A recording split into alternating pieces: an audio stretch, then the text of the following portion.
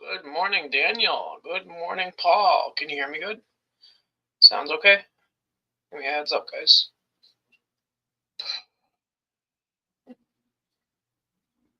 How's everyone doing? Let's wait for some people to show up. We got about 5 people waiting. Wow, that lag is amazingly. It's like 30-second lag. No, 20 seconds.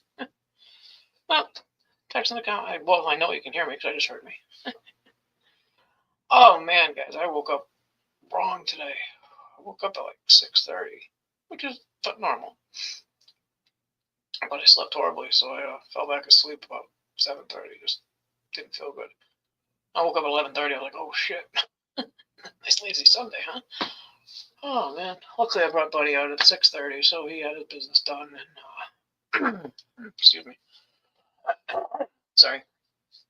And I'm all stuffed up and just congested, so I don't know what's going on. We'll figure it out as the thing goes. I got a few things to show you. I really had a lull. I don't know. Everything's just kind of growing along. Morning, Derek. Thanks for showing up. I don't know if you guys know what I mean. It's just everything's growing.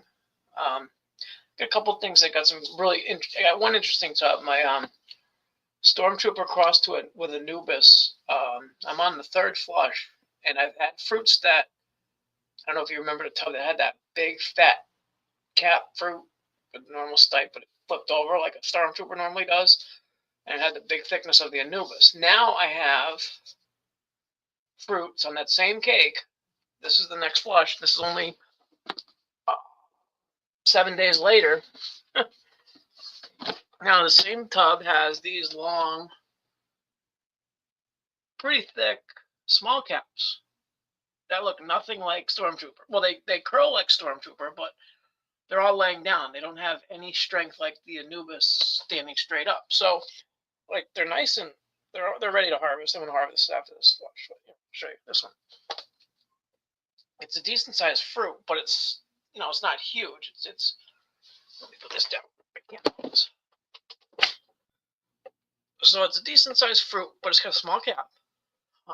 It's got a little bit of a gnarly stipe, but it's curved. It was laying down, so it's a little curved like Stormtrooper was, and it's got length. So I'm sure my cross is working, because neither one of the fruits look like this. So, or the parent cultures don't look like this. But look at how fast it's turning blue. I mean, I'm just handling it lightly, and it's turning pretty quick. I don't know how the inside is. Let's rip it open. Let's rip the end off first.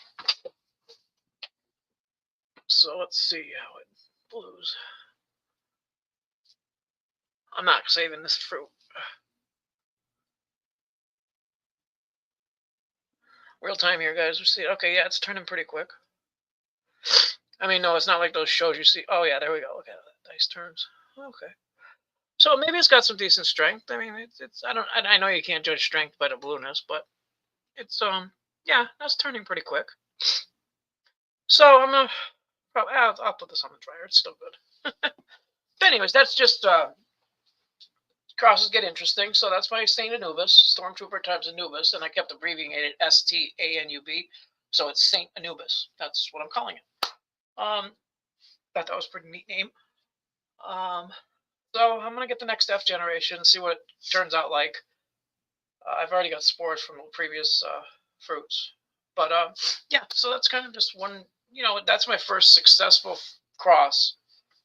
I used my Stormtrooper regular Daimon, or the Dicarian was Stormtrooper, and the mono was Anubis. I pulled off of swabs when I was doing grabbing drinks, and it worked out. So I did a Daimon in a jar, put it into a tub, and threw it. So that's one thing. And then my second flush of Z strain, I had all those long stroots. Well, see that? That's trichoderma. Anyways, I handled that a lot. So this is going directly in the trash. Okay. That's how you handle trick. And let's see. Oh, this one's kind of cute. This is a this was one we spawned together, spawned a bulk here on the I don't remember the date. It was 2 weeks ago.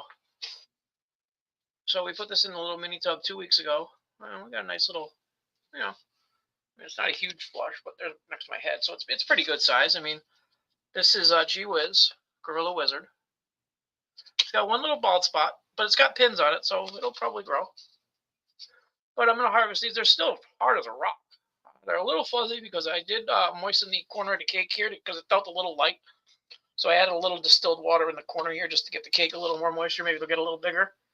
But yeah. So that's Gorilla Wizard. Gorilla Wizard. It's looking really kind of cool. All the veils are broken early. That's normal for my albinos. But no major bluing yet. They still got some time. We'll give them another few days, see what they look like. Or if they start getting soft, I'll take them out. Excuse me. I'm sorry about the sniffles, guys. I'm either going to be blowing my nose constantly or occasionally sniffling. I know that drives people nuts. I'm sorry. Let me see if I can take care of it a little bit. Excuse me. So anyways, I apologize profusely about the sniffles. Now, last week let's see, which ones were they? 11:10. I might have done these during the week. But yeah, today's the 17th. Tomorrow's my birthday. Anyways, these are the casts where we spawned into these black trays last week. They're looking good. They're all colonized. Colonizing nicely. Leave those for a few more days and we'll put them in NC. And then this was the Uncle Ben's. Now, the Uncle Ben's, I had to break up the cake. Remember, I put it in as a solid piece? Well, it didn't do shit. I broke this up yesterday, or the day before yesterday, and it's already colonized. So, 2 days colonized from breaking up the cake. Because that big chunk was so hard and compact, it just sat there in the core. I sprayed it, broke it up in a Ziploc bag. I could do everything. It was hard to break up. Excuse me. So I finally got it all broke up, and I just mixed it in a Ziploc bag and just poured it back in the same. Excuse me, hold on a second. Got the brush. Sorry, I just woke up, guys. I'm a little weird when I just wake up. So, anyways. So the Uncle Ben's bag was put into the core in a solid chunk. I didn't break it up, and I checked it a couple times, and there was nothing growing off the cake. I don't know how close I checked. I just kind of brushed the core away and just looked. So what I did is I poured the whole thing into a Ziploc bag again and broke it all up, which it was hard, all hard as a rock. And that was on a Friday, so it's Sunday. So 2 days, and it colonized the whole surface. Not bad. Okay, let's see who's here. Mary Myco, Midlife Myco, thank you for showing up. Mike Baraball, welcome. Sandy, what's going on? Let's see who else is here. 16 people in here, but only a few in the chat. That's okay. You guys don't have to say anything in the chat. I'm glad you're here. Enjoy the show. Let's see how this proves to. Oh, what the fuck? Sorry, I had a weird screen show up on my computer. So it's turning pretty dark. That's that fruit again. That Saint Anubis. It's solid though. Like it's not hollow at all. It's solid. I'm sorry, I'm getting jumpy all over the place here. So it's a nice salt. I'm gonna actually harvest these after the live. There's no reason you guys need to see me pick fruit. I mean, but anyways, yeah. So I'll harvest those. I'll dry them out. There's probably about 10 of them in there. They're decent. I thought it was a gnat cake. I stopped looking at the label. And I saw these long, skinny fruits, and I'm like, oh, that's just my peanut cake, my natalensis. It's just, which is right up there, pinning, ready to fruit next flush. But it's got huge pin. Okay, back to St. Anubis. So I saw like 5 or 6 little, long, skinny fruits, and I'm like, oh, okay, my gnats are flushing again. And then I came down today, and I looked at them, and they got, wow, my gnats are getting fat and thick and albino. So I'm like, wait a minute, they're not gnats. Oh, I looked at the label. They're my Stormtrooper Anubis cross. So I'm like, cool, okay. Because Stormtrooper normally looks more like this cake with the curvy fruits. This isn't Stormtrooper, this is Gorilla Wizard, but I think it's a similar lineage. I don't know. I'd have to look it up on my notes. But it has a flipping Deep State Mycology, or Dirty South Mycology, sorry, not Deep State. You see where my mind's going, right? I've been watching so much stupid shit on TV. Anyways, so we won't get into Deep State. We'll stay away from politics.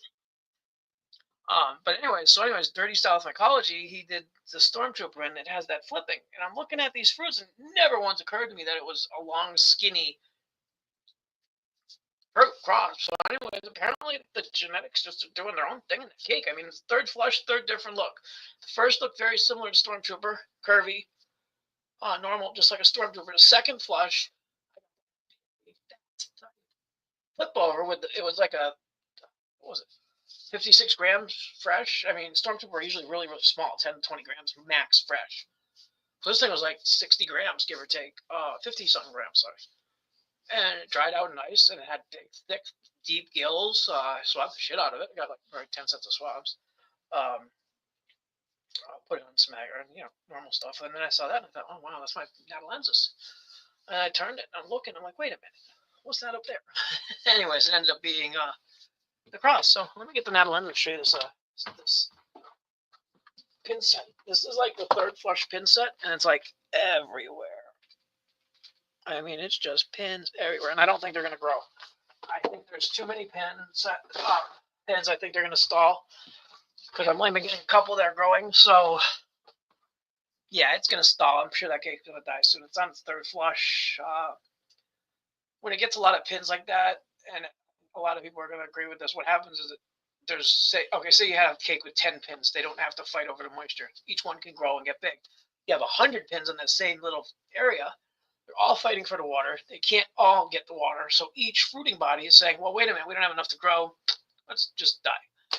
That's my, and others theories that I've been hearing on Instagram or on the internet.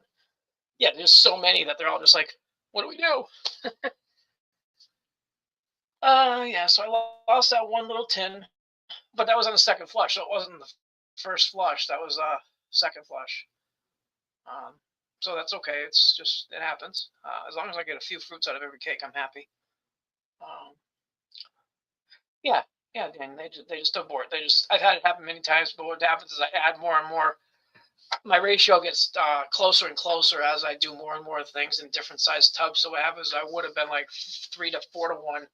Now all of a sudden one cake is 5 or 1 to 1. So equal amounts of spawn and substrate. And it's like, oh, too much. They're making too many pins. No, Mike, I can't separate them. It's like bumps over the whole surface. It's not. I've tried adding water. I've tried everything. It's not gonna work.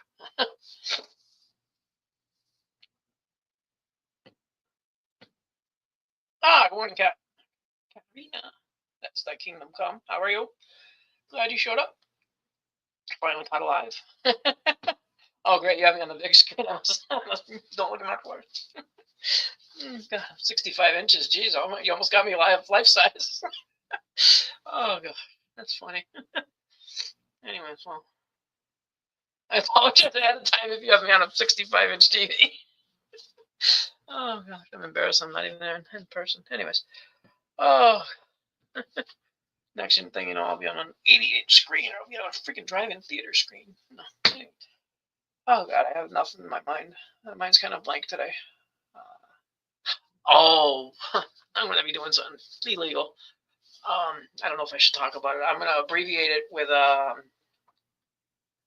you guys know about Lucy and her diamond friends. Well, anyways, she has a friend that has an A at the end of it. So I found out how to use the Hawaiian wood rose seeds to extract it. And I found the supplier online, so I'm going to be trying that extraction. So that'll be fun. So we'll call that the lucky. Okay, I'm going to be doing some lucky extractions. So I got to get, I think it's like $30 for the seed. So it's going to take me a couple months to get the supplies. I have some of the stuff. I need to get acetone. I have naphtha from my Dimitri extraction. I need to get xylene, something like that. I have it all written down. I found suppliers and everything. This is why I was up so late. I was up till like 4 in the morning researching all those supplies. But it's not that much. It's just xylene, naphtha, acetone, just Everclear or grain alcohol or whatever. Nothing major. But the wood rose seeds, I got a supplier for those. Daniel, works. Yeah, I mean, they say it's very similar. I mean, I've been having several people talk to me about the original Huffman, called stuff. So I know I can get that. I got someone. Oh, thanks, Ed. Yeah, I can't. The pins are like a quarter-inch tall. They're just like primordial. So I'm just gonna let it go. I mean, I spray it down, just maybe some moisture will help. But maybe if it doesn't contaminate, I'll try injecting water into the cake or something. I'm not, or maybe those will just abort. I'll scrape them off, inject some water, soak it, try again. It's a third flush. I'm not that worried about it. Yeah, less depression. That's true. Sorry. Yeah, I'm not reading the whole comments. I'm just kind of scanning my screen. Yeah, I know that was. Thank you. That's where I got the idea. Well, actually, you know what? When you started doing less spawn, I had thought that same thought about too much spawn causing too many pins about 8 months ago. Maybe you had already mentioned it, and I just subconsciously put it into my own life. But I thought the same thing when I was like, wait a minute, I got so many pins. Maybe they just can't get enough water. So I was actually, I think, on the same page as you during probably at the same time, but whatever. But anyways, yeah, that was great when I heard you say it too. It kind of reconfirmed my thought way back.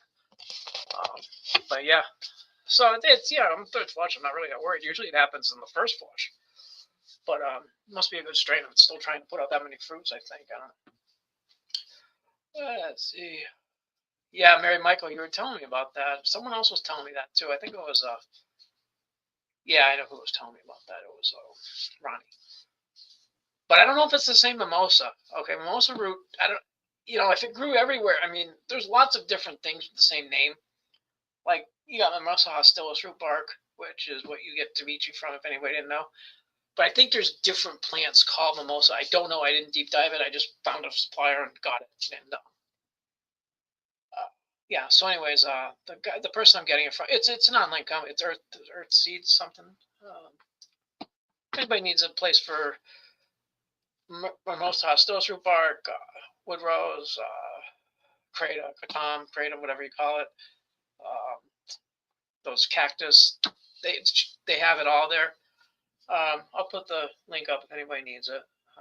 It's not a hidden link. I just don't know it off the top of my head. It's Earth Seeds Company or something. Earth Seeds something.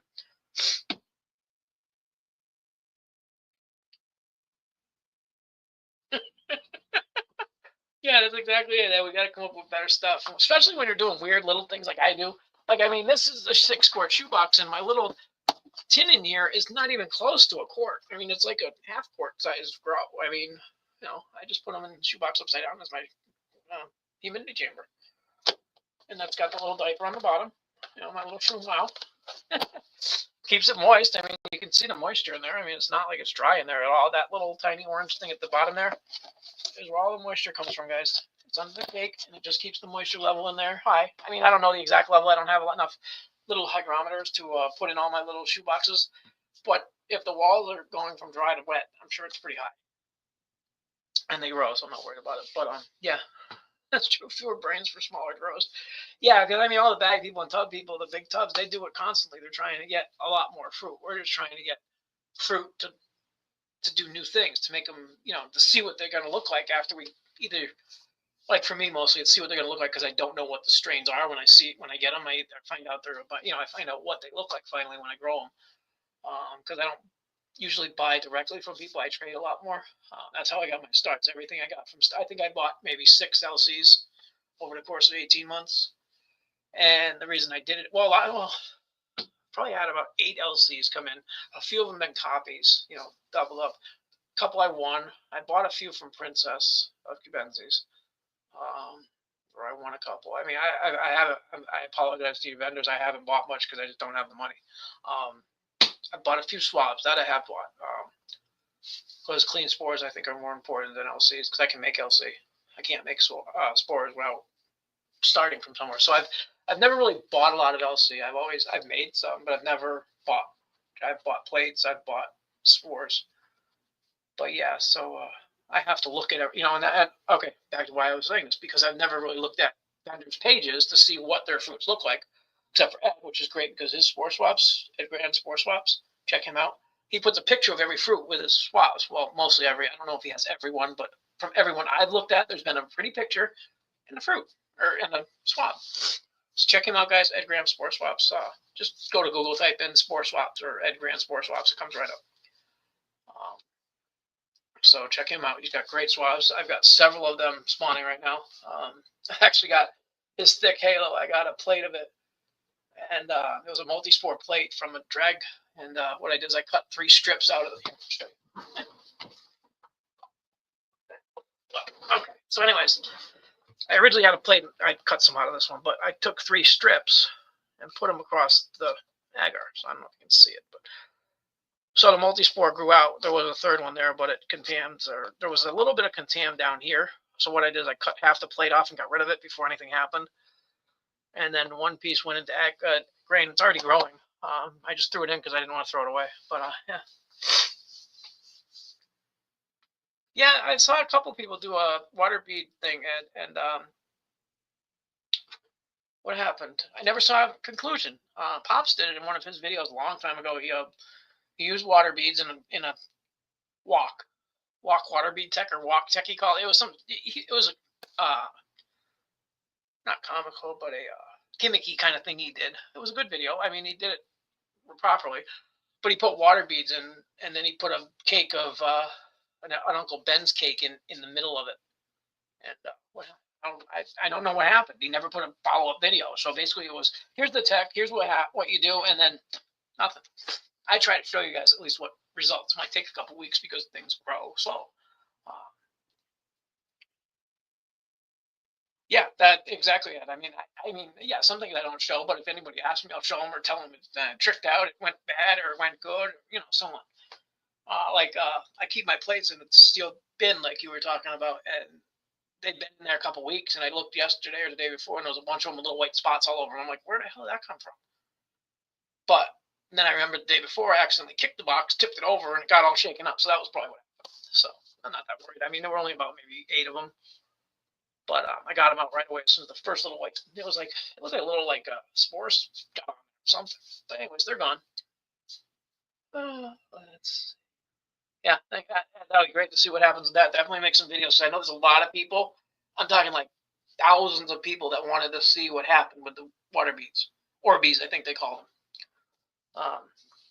And then it just died. Nothing happened. I mean, his videos were actually one of the ones that got me started, Pop Shrooms. And I was watching all his videos. And then he went from making lab videos, which I don't know what happened, but he just stopped. And then it was just live, which he has great live streams. I watch him all the time. I mean, I'm not 100% in agreement with everything, but he is a very kind person from what I've seen. And a lot of people love him. And I've met a ton of great people in that show. But yeah, no idea whatever happened. So that'll be great to see. Let's see.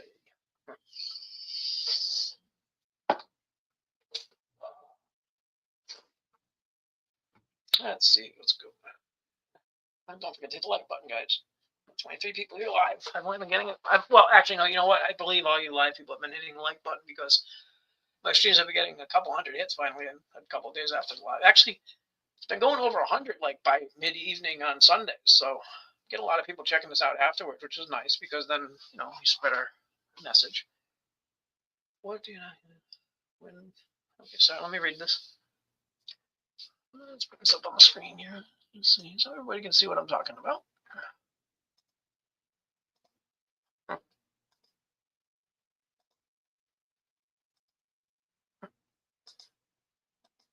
Okay, I don't know what's going on with the screen.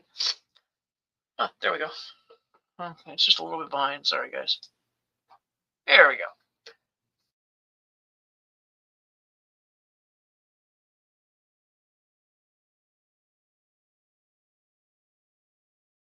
Bag or in the middle number, doesn't matter. I've never done it all in one grow bag, but I believe if it's separate grain from core, you'd want to inject it into the middle of the core, just like, here's your bag, and say there's like core down here and then grain on top or grain on the bottom. You put it into the injection port and then just kind of like move it side to side as you're injecting. You want to, if it's LC, you want to get it everywhere. If it's spores, you want to get it into concentrated areas so that the spores can germinate together and breed. But LC is liquid culture, so it's already mycelium, so you just want to spread it out amongst all the grains, but you don't want to shake it up. You just want to mix it, because if the separation from grain to core is separate, you don't want to mix the two until it's time. If you get an all-in-one bag that's a mixture, like of grain and core, Same thing, you want to spread it everywhere. But I would do more concentration in the grain and core, just so that it actually had more. That's just me. Or you could just spray the shit out of the whole thing and hope it grows really, really quick. That's what I would do. I would think those 10 seasons. Don't do that. I don't know. But as far as experimental, if I had a jar of LC, like a 100 or 200 milliliters, I would pull out 10 cc's and spray it all over just to see. But don't waste your money and do that. Hey, Steve. Good morning. Good morning, Maury, Turd Farmer. Mike, what's going on? Nice to see you guys. Thanks for showing up. But yeah, just I would do it in a concentration into the grain, or yeah, if it's a mixed grain and core, I don't know which one you have. There's a couple different ones out there. I've never used one. I've tried making a few. They're not really 100% yet. I've made some all-in-one growing containers. What I did is I took some, they're like 6 by 6 inch by 6 inch square food containers from Walmart. They sell them during the holidays. They get like 6 for $3 or something. So like a little square. And what I did is, and they're PP5, so you can put them in the pressure cooker. And I have a video on them. Actually, it's called All-in-One Container Tech. I did it. It worked great. I had like 10 of them, and all of them except for one went great. And so yeah, it's in my video somewhere. It's called All-in-One Container Tech. This was back a ways back when I first started, so it's kind of rough. Don't judge me. I mean, my videos aren't great, but that one's very rough. I kind of. And what I did is I took the whole container and I put in spawn or core. I can't remember which order I put it in. I put the grain in the bottom because I put an injection port on the side of these containers. I went all out. I cut holes in them. So there's grain on the bottom, and then I put 2/3 core on top of that, sealed it, put it in the pressure cooker, all in that, and sterilized it. And it worked out great. The only problem was I had to take them out of the container to fruit them. Some of them fruited, but mixing them was really difficult because of how the container works. So when you're shaking it, it didn't really get mixed up very well. So a lot of them came out in a solid cake, like a PF Tech BRF cake style, where you just put it onto something and the whole thing fruits. So that's what ended up happening with that. But yeah, that's I don't know where we got on the subject. Oh, my mushrooms, no, I like them. I love them. Good boys. Good girls. Let's see. Let's see the comments here. Sorry again. Don't forget to tell your mushrooms love them. Thank you, Mike. I'm actually my father asked. Tomorrow's my birthday. My father says to me, "What do you want for your birthday?" I said, "Nothing. I just, I'd rather get something decent for Christmas. Because we don't do gifts since my mom's been gone. And like last year, we didn't do anything. This year, we're going to do a little something. I bought him some candy for his birthday, which was on Thursday. Yeah, he's the 14th. I'm the 18th. So, anyways, sorry. He said, "What do you want? For your birthday?" I said, "No, I don't." Yeah. He said, "Did you buy?" First, the conversation was, we went to Walmart Tuesday. No. The other day, Friday, I went to Walmart. And he goes, "By the way, what do you want for your birthday?" I said, I'll find something in Walmart. If I want it, I'll pick it up. And I went to Walmart and I got the normal things, and I didn't really buy anything. I bought some extra. I bought a big bag of birdseed because he likes putting birdseed into bird feeders. I'm going to try growing some grains with some birdseed because I found a really good birdseed. It's like 99 or 90% milo, millet, and rye berries. So like, cool. It's got a little bit of sunflower, but it comes right out. Oh, thanks, Mike. Anyways, so he said, "What do you want for your birthday?" I said, "Yeah, if I find something in Walmart, I'll grab it." He said, "Okay." So I went in Walmart and I found birdseed, and then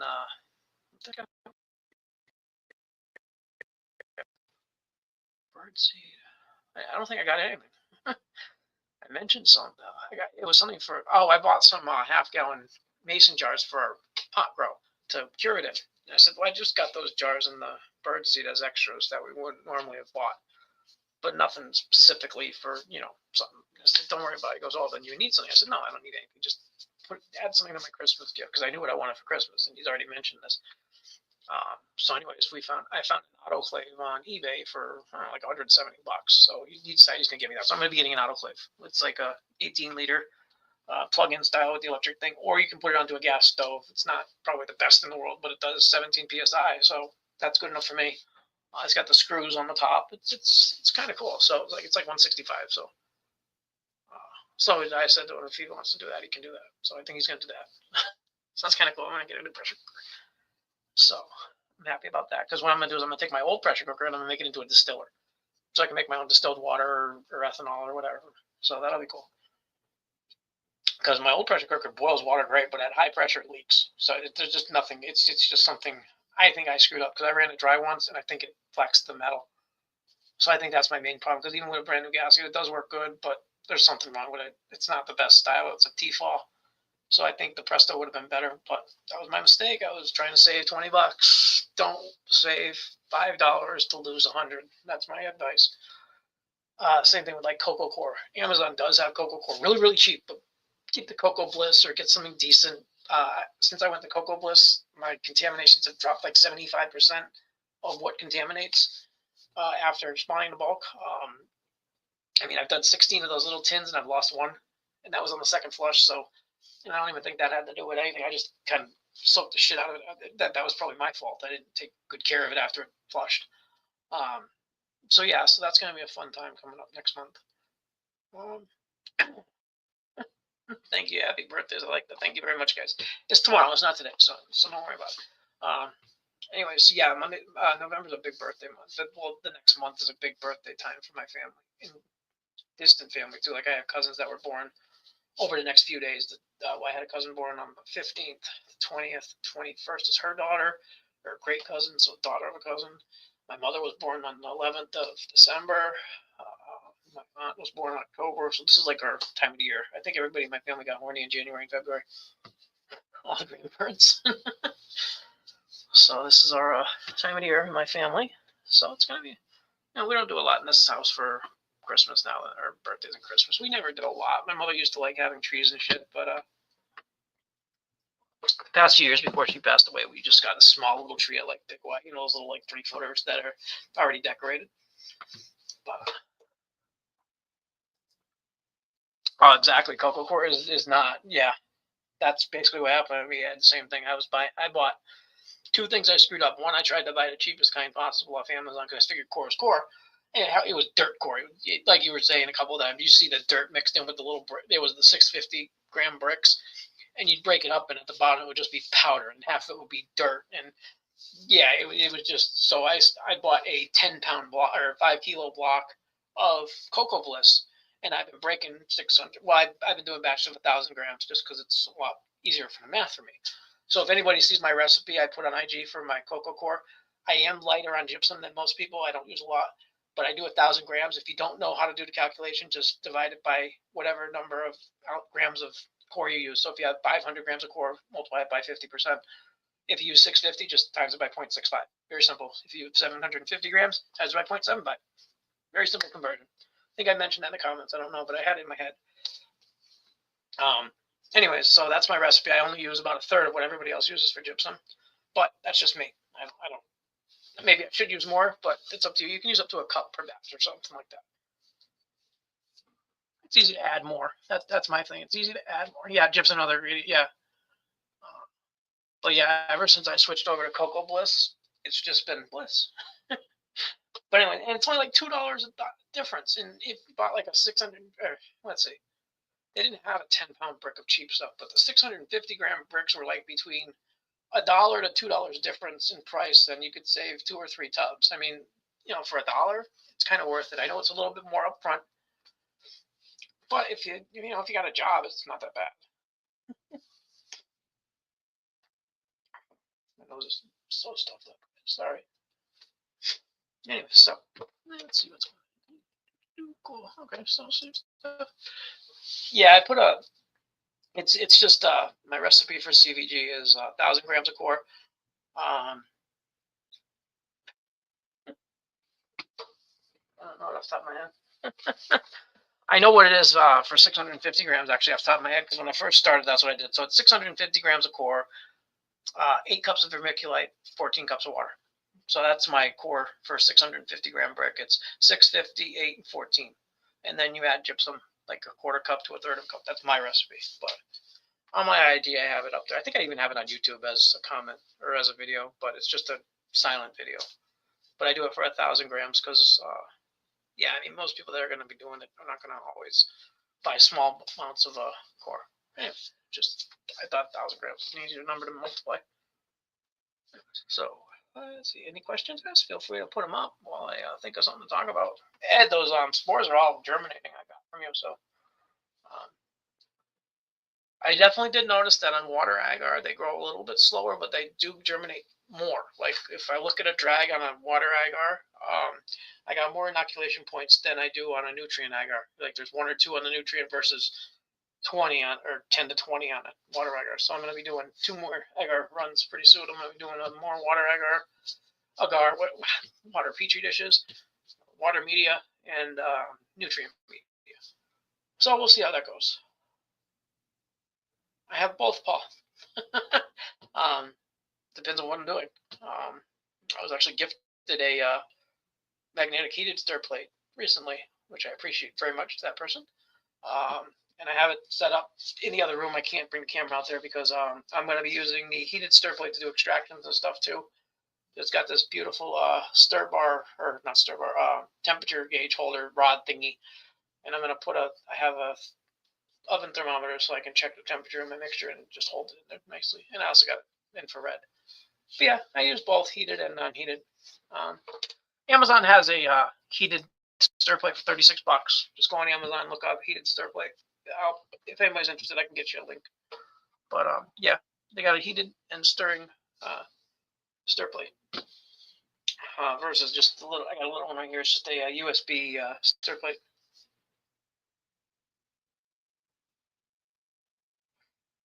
Yeah, I had agar going, Ed, but I'm sorry, I had gel and gum, but I stopped. I only bought it once. This was right before you started selling your premix. I had started actually thinking the same thing, and so I had made some premixes for local people, but I stopped because if you got that set up, so people are better off getting it from you. Get some, I'm going down. You need to get some extra, sales going across the pond. But yeah, so I ran out of gel and gum. Actually, what happened is Happy Dirt Dude on this he won my second or third place in one of my raffles. So he said, "Did I have any more?" So I sent him the rest of what I had because I like gel and gum. I did like it, but I found it to be a little bit of a pain for transfers and stuff. It did break up, but that's just my mixture. That had nothing to do with the actual gel and gum. But I'll probably go back to it because I also had 2 pounds of agar sitting in my cabinet. So I figured, why waste that? I'll just do agar until I'm done, and then. Yeah, I saw different growth on gel and gum. Definitely, it is definitely better. But I got to use up this agar I got. Once that's gone, then I'll switch back over to gel and gum. But yeah, definitely get you up on that one because you got a much better price on it than anywhere else for the quantity. Your jellyfish looks fantastic. Great. I told you to wait a little bit. Is that what? I believe we were in the same conversation. You said jellyfish. You meant your LC mycelium. Yeah, jellyfish look fantastic. Great. I'm glad your jellyfish look good, Paul. I got some jellyfish going too. It's pretty weird that doesn't know. Paul was on you last week, I believe, or one of my lives or something. And he was talking, and he asked a question about what to do with the jellyfish in his media, and I couldn't. It took me a minute to figure it out, but he's talking about the floating white stuff in the LC, the mycelium in the LC. So I'm glad your jellyfish is doing good, Paul. I used and I used distilled water. That's one of the things I do definitely use.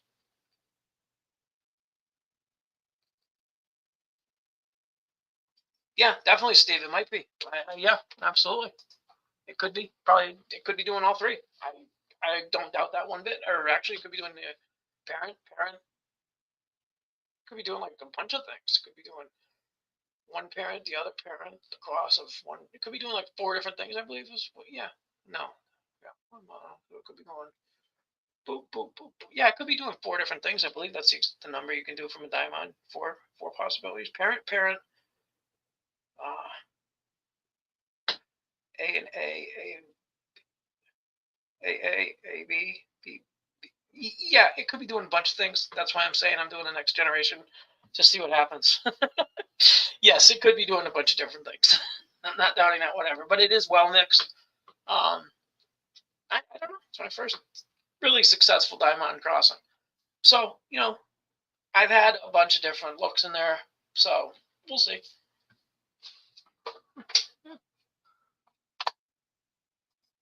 Good morning, Nerdy. Thanks for stopping by. Okay, so anyways, yeah, and this Gorilla Wizard. I mean, now this one here is small. I mean, it's just a 5x6 tin. It's a little tin. It's not big. It's getting a hell of a look. I mean, for a little tiny, I think that's pretty good for a little 4x4 or 5x5 tin. It's nice and fleshy. Like they're nice and thick over here, nice and. I know it's hard to see, guys. I'm sorry. The lighting's not the best, but. I mean, for a little 1 pound cake or maybe a pound and a half substrate cake, it's probably going to put, a couple 100 grams fresh. That's cute. So, for these little things to grow like this, it's fun, Original 2 pound. Good. Oh, yes. Thank you, Ed. Yeah, for some reason I was thinking dicarian, so I was thinking 1, 2 parents. It's only a possibility of 3. Thank you. You're right. Absolutely. 100%. For some reason I got in my head that I was taking 2 parents could be one of the, but it can't be one of the parents because one of the parents would be. So if it's showing the Anubis, it's not a mono, but I know it's a mono because I have plates that are 4 months old. I checked on a microscope. I didn't find any plants, but so I don't 100% know, but I'm pretty sure. Anyways, yeah. So it could be anything. 3 new possibilities. Thank you, Ed. I'm glad you. I couldn't. I was almost up to thinking 5. So I know technically it's 3. I just couldn't remember. You put me on the spot. I forget everything.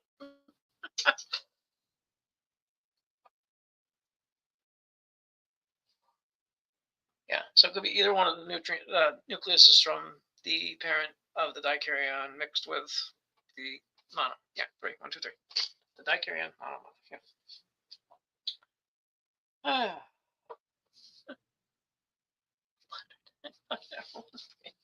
Yeah, there's just so many things I wanted to try over the past year and a half because of all the things you read. But basically what I do is I pick the science from all the texts. Like I'm deep diving into making bubble hash and making extractions now. I've only done Dimitri and a couple other little ones, but I want to do something a little more involved. I understand. I can do the math of the chemistry. So math is, I think, one of the hardest parts of chemistry is knowing the math. Once you can understand how the math works, I think the processes are a lot easier. When you're understanding, there's a lot of terms that make no sense, like molar weights, things like that. There's just all these different terms and extractions and condensing and this and that. There's all these terms, I think, that confuse people. I'm going at it with a technical step 1, 2, 3, 4, 5, and it's the math. Do each step's math on its own. Don't try to figure out the whole thing. Like when you look at a chemical synthesis on paper, it looks like a blur of freaking, different symbols and C's and H's and O's and all these different covalent bonds and this. I don't know all that. I know what. I'm not stupid. I know a little bit of it, but I mean, I would need a book to back me up. So I'm deep diving that kind of stuff, and I'm just taking the math one step at a time, and it's going to be fun. I did try a little extraction of some mushrooms, and it didn't work, but I think it was my own fault for using vodka instead of methanol. Using 150 proof vodka instead of grain alcohol or methanol or ethanol. That was or not ethanol. Don't use ethanol. Use methanol or grain alcohol. That was my own fault, and it just turned into like this black sludge. It didn't work. And the ground mushroom was 7, 8 months old. But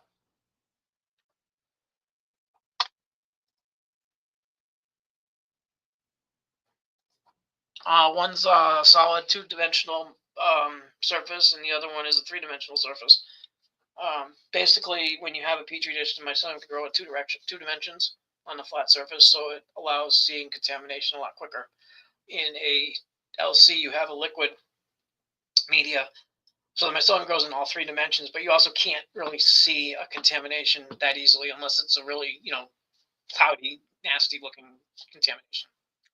Oh, okay. Here. I got something to show you guys. Give me 1 second. I'm going to go over to my fridge. Oh, shit. Sorry. Hold on. Turn all the lights off to get everything going. There we go.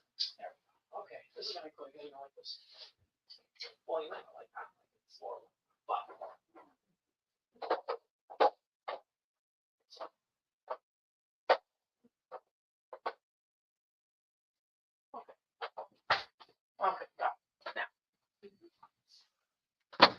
these are a couple of tests I did. Let me set here. Sit down. Okay, so basically I took some LC and I made some in some 50 milliliter slants just for fun. And this here's Casper. It's just fine. Here's a perfect little LC. It's been in the fridge, so it's going to start condensing really soon. But got a nice floating little jellyfish. It colonized really quickly, but there's no contaminant here. It's clean. I tested it the other day. So I have another one of Phobos. And Phobos looks great. Boom, looks great. But then when you see this little pellicle on top that's green, that shows you it's not good. Now this has been sitting in the fridge and that pellicle grew. So that is trichoderma and sitting on top of my Phobos. So it's harder to see when you mix it up. Okay, this one's kind of easy. But if it wasn't that green, you wouldn't be able to see it floating in there as well. You can see it floating on top, but you can't see it in the liquid as bad. So that's why an LC is a little bit more risky. This is going in the trash, by the way. I just forgot to. I wanted to show you guys. That's why I left it in the fridge. But yeah, that's an LC is a three-dimensional surface for the mycelium and things to grow on, whereas agar is two-dimensional for growing like flat. Once it's grown on the dishes, I put it into jars. Here, show you. So this plate of thick halo has a multi-spore. It's a multi-spore plate. It's basically agar. So I cut a little piece out of it, and I put it into my grain jar. So this is my grain. This is corn. And the piece I put in, right there. You see the flat spot in the middle? That's the long, straight piece that I've cut off and put in there, and it's already colonizing. This was done on the 11th. But I'm just letting it, and it wasn't very fully colonized on agar, so I had to give it a few days to just get going. But yeah, so now it's in the jar just like an LC would be squirted, and I took the top off and dropped that in a sterile manner.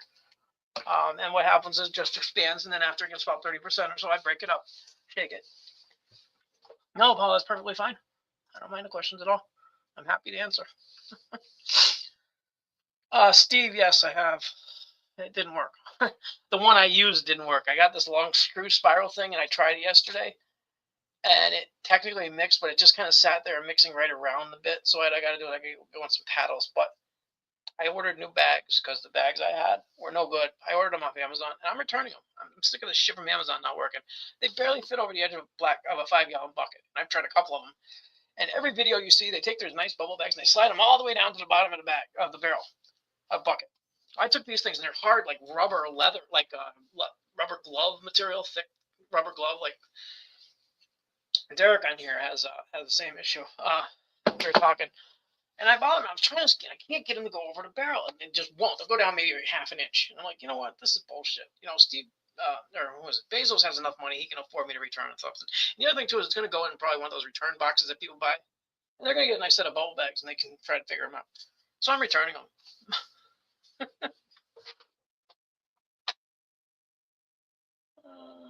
And I ordered some decent ones. Sorry, let me go back to where. Sorry, no questions are fine. The LC slants are just regular 3% LC mixture. I did these slants are PP5, so I filled them up with I do different slants. I have some for water storage, and this was just something I was playing with because I was testing a couple LC recipes. That's why I did these. I didn't feel like doing a bunch of jars. I had a bunch of these laying around, and they were used. So I cleaned them. They have little holes in top for filters. I cleaned them, filled them up to, I don't know, maybe 30. They're not little beads, but what's in them is that's mycelium. It's just grown really thick in there. This is a freaking beautiful culture right here. I mean, that thing is so thick. It's hard to see. I apologize, but it's look at all this stuff going, and that's just mycelium. That's not pellicle or anything. But anyways,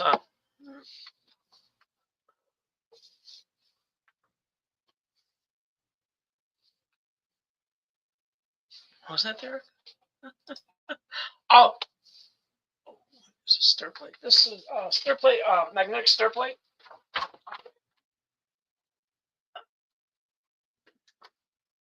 Hopefully I don't destroy everything. Okay, this is what a stir plate is, Mike. Okay, let's see.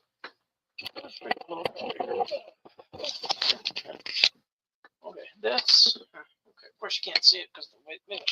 This is a stir plate, okay? It's just a flat thing like this, and inside there's a magnetic thing that it spins. Now you have an LC with that thing on the bottom, that white thing is a magnetic stir bar. When you put that on the stir plate, okay, I don't know if you can see, but it centers itself. You got to center it, and then you turn this on, it spins and it stirs your stuff. So ready, listen. I don't know if you can hear that, but that's up way high, way too high. But you see, it stirs it up. Anyways, that's what a magnetic stir plate is.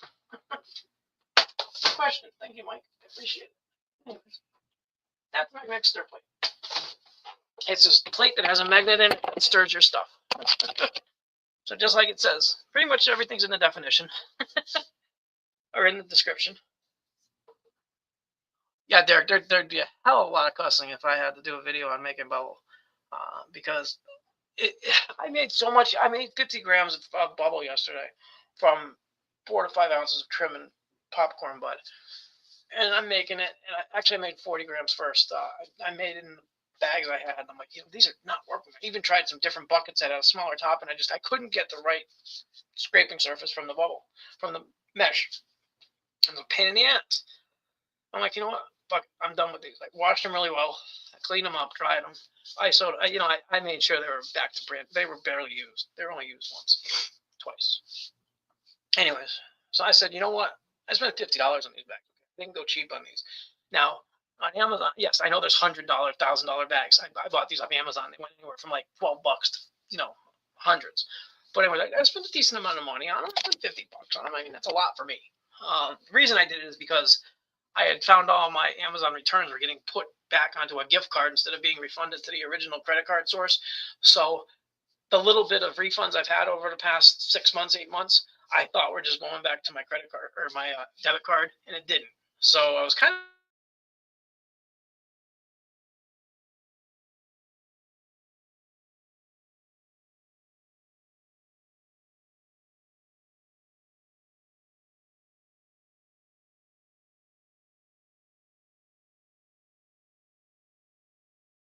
upset. They're decent. They're fully mesh. I only bought 3, 120 or no, yeah, 120, 73, and 25 because that's the only 90. Anyways, I have a 220 bag already from my brew bags. They're 220 mesh. So I put them in the bag, and I got some decent bag coming, and they're 12.5 inch.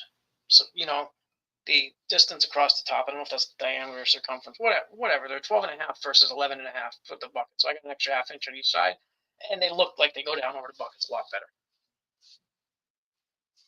Oh, it froze. I'm sorry. What happened? What'd you guys miss? That's the last thing you guys saw. I'm sorry if it froze. What happened?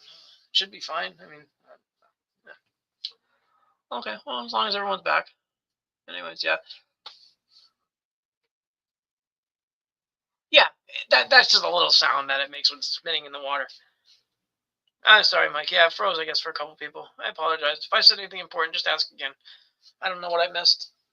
What was the last thing you guys saw? Well, if you heard the stir plate, then I didn't really talk about much except for bags after that, so, whatever. We can talk about it again. Oh, okay. Thanks, Nerdy. I apologize. Anyways. So anyways, I ended up making 40 grams down here in the basement. I got so pissed off making it. I was like, you know what, screw this, because I like to get the best stuff. I don't like the green stuff that's in the 220 or So I take my time and I clean it all out. So by the time it gets to 120 micron, it's nice and there's a little bit of amber because my trichomes did get about 50% amber. So you can see a little bit of amber hue to it, but it's nice tan, light tan color, a little bit dark on some spots, but beautiful. And it came out nice, and then Chris smushed it in the 25 micron drying pad thing with some paper towel. So it was almost fully dry when I was done compressing it into the, I made 3 pucks about that size. But so then I got upstairs and I had all the greens it was in the the brewer bag, 220 micron brewer bag. I balled it up and I put it into a bucket and I brought everything upstairs to clean it. And last night I was looking at those half-gallon jars. I'm like, you know what? I took all the flour that was left over and I put it in 3 different jars, put a bunch of ice, and filled it up almost full. I left a little headspace for some movement of water. And I shook those jars up for every minute I switched. So I went 1 minute this jar, 1 minute this jar, 1 minute this jar, shaking because try shaking a half-gallon jar of water for 20 minutes or 5 minutes. It's hard. I'm not that, going like this with a half-gallon jar, 5 pounds each, takes a toll on your wrists. So I did like a minute for each jar, and I did that 3 times. So 3 minutes each jar. So that was 9 minutes of shaking jars in a row. So that was kind of heavy for my arms and wrists. Because my left arm really doesn't work. It's like trying to hold a telephone book up with your arm straight out for like 5 minutes. It gets heavy. So I shook them up. And then I just put them down. I let them settle. And then I was like, you know what? They're not going to be able to get the spoon in there to get the flour off. So I dumped all of them into a 5-gallon bucket that I had already. Mixed it up really good for a few minutes. That was a lot easier. I'm just going to do that from now on. And then what I did is I strained all the plant matter out of the bucket and let it settle. And I ran it through these three, I don't know if you guys saw those little sieves I got, the little white, they're like for making coffee or for straining stuff in the kitchen, but they go down to 25 micron. They have 25 micron, 90 micron, and 120 micron. So I poured all that. It was like probably 3.5 gallons of water after I rinsed everything out. Poured it all through. I ended up getting another 10 grams of beautiful, nice, light tan bubble. And so I got another 10 grams out of just using the waste leftovers. So I got a new method I'm going to try working with, and just doing like a half ounce to an ounce at a time of flour in jars. Because doing 5 gallons at a time, it is a pain in the ass in my setup. I don't have the right setup to do it. So anyways, that's my answer to do I have a paint stirrer? I know that was a 20-minute answer to a yes or no question. Sorry, I felt like a politician. Is drunk driving illegal? Well, it depends if you're driving or if you're walking. Sorry, I always go back to this question I heard politicians answering. They were asking a bunch of questions, and you know how politicians answer questions where they don't answer the question. They just ramble for 10 minutes like, oh, thank you for asking that question. It's a complicated theory. And a guy said, is drunk driving illegal? Is drunk driving illegal? That was a yes or no question. It was like a 20-minute answer. I was like, it's a yes or no question. It's not, yes, it's illegal. Anyways, I always go back to that when I listen to politicians talk.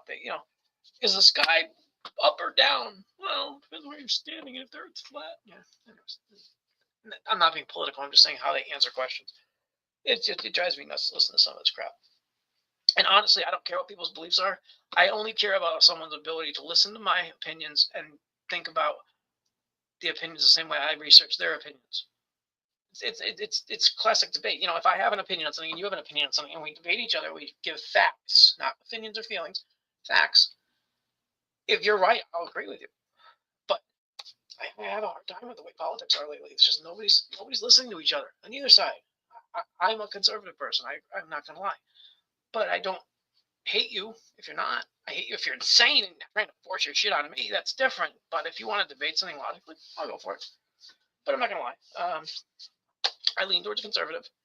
I lean towards pro-life, but more so against the rape. And I agree with the exceptions, but I also think like this whole conversation on abortion is getting crazy because these people remember adoption. There's so many people that would love to get a nice, healthy baby, and if it's not a threat to your life when you're a mother, that's my opinion. We won't go into it. But anyways, I keep seeing it on the news, and it's bothering me because there's so many other things you can do besides abort a baby if you're healthy. I know it's a pain in the ass, but you know what? Accidents happen, and there's consequences for your actions. So if you're fucking everybody and you're getting pregnant, there's a way to prevent that. Period. Let's be peaceful. Let's enjoy life, and let's let people live and babies and all that shit. I remember when I was 17, if I got my girlfriend pregnant, I was fucked. That was just the way it was. So you know what I bought? I bought a bunch of Trojans. I bought a bunch of Magnums. I bought a bunch of and guess what those were? Those are rubbers. Because you know what? She was on the pill, but she was kind of flaky. And it happens, Use a rubber. Anyway, sorry. I got that rant. I don't know how I got on that. What were we talking about? Let's get back on drugs. Anyways, yeah. Let's see what's going on here. Let's see what everybody's saying. Yeah.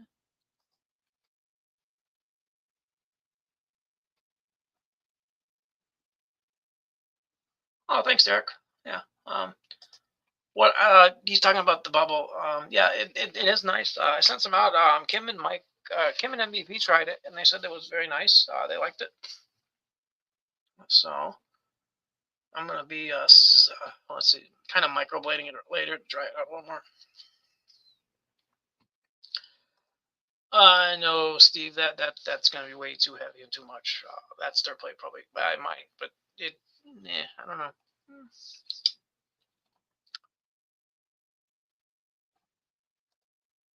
Yeah, sorry, I'm not obsessed with it. I'm just sick of hearing everybody being obsessed with it. That's what I'm talking about. Yeah, it's that's no matter what you do, that's all you fucking hear on the news and on the internet.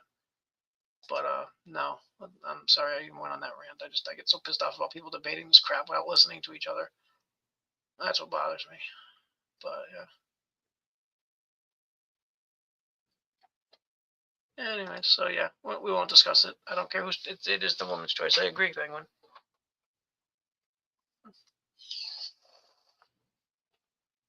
Anyway, so back to mushrooms. Okay. So anyways, if anybody's also interested in learning about extractions with me, just hit me up. We can discuss them and stuff. Because I'm getting into that. That's. But yeah, I try not to listen to it, but it is everywhere. I try not to listen to the fighting. Yeah, but the problem is that I can't cut, the internet out of my life right now because I use it a lot. Then it just pops up everywhere. But yeah, that's a good idea. I apologize for even bringing that up, guys. That was stupid. I just something popped up over here and I didn't like the picture, so that's what came into my head. So yeah, everything. It's two sides of bullshit. I'm so sick of people talking about it. They don't need to fight. They can discuss this stuff rationally like normal human beings. Even that's probably objective nowadays. I am absolutely not normal in my mind, but maybe I am to everybody else. So. Yeah, nerdy. I like mushrooms too.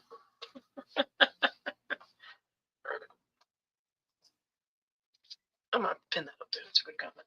So let's see. What else can we talk about here, guys? Anybody have any more questions on mushroom shit? Mm-hmm. But yeah, I'm trying to think. So, anyways, yeah, that's what the jellyfish are. When anybody's asking about why he says jellyfish, that's what LCD is too. I tested a bunch of new LCs, or not new LCs, but here's a question. If anybody knows? So, testing LCs because I'm sending a few out to a buddy, and what I did is I put them on the plates and they're coming out. That's normal looking, right, for an LC test. That's all white. That's not green. That's just the reflection. But anyways, so they look good. But then, has anybody noticed when you put LC onto a test plate, that's actually just where the water didn't get? I don't know why it's doing that. There's these little like clear sections.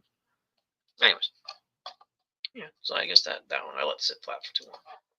When they pour LC on, not pour, when you squirt a little bit of LC onto an agar plate, does anybody else notice that where it gets wet, it looks kind of funny for a few days before it starts going white? Because when I within 2 days of, I know you're not gonna be able to see this, guys, but I do these little 35 millimeter plates for testing LC. Now, if you see this one, you see the nice little white mycelium growing on the surface. It's fine. But this one's doing the same thing. It's a little bit behind the other one, but there's like this, I don't know, it's like wet at first. It's probably just the water from the LC mix. That's all. Anyway, so pulled a bunch of LCs for somebody, and I can't have a problem. I test every single LC that I put into a package. I don't know why I have to do it. I can't send someone an LC that I didn't test. I'm probably not going to be a very good vendor. I have to test every single one. So I pulled like 7 syringes. I'm probably going to send the guy 4. He just asked for a bunch of different stuff. So I pulled like 5 or 6, 7. One of them I know was no good, but I did just as a test run. It's already gone. Well, I got 5 over there. I pulled 6. I have 5 left. One of them I threw out because I didn't like the way it looked. Even in the LC jar, I didn't like it. But I pulled it to test it, and it didn't come out the way I wanted. It wasn't green or anything. It just didn't sit right with me, so I just got rid of it. I'll start over. And as soon as something feels funny to me, I get rid of it. So like every LC that I make, I have to test either the batch or the actual syringe I send out. Like a lot of times what I'll do is I'll pull like 10, test the first and last one I put on the plate, and if there's any contaminant, I throw the whole batch out. I don't use separate plates. I just take a drop from the first syringe and a drop from the last syringe. So either way, if it's contaminated, I'm getting rid of it. So what's the difference if I use one plate or 2? It's going to show up. Okay, thanks, Steve. Yeah, it's just I don't have anything to compare stuff to in person. Like I've gotten plates from people and they're usually covered with white stuff. So you don't really see the process of going from A to Z. You see the end of the alphabet. You don't see the beginning stages. So hey Pacers, what's going on? So yeah, it looks a little funny when I test it, but no problem. You don't have to worry about being late. But it looks like it's not like I shouldn't say slimy, but it's like the water on top of the Jaeger is like kind of absorbing. So there's like this little like kind of like a rough surface at some point. It goes away as soon as it starts colonizing. I mean, I know it goes away. See it. Just takes a few more days. But you see everything you see on the internet is so.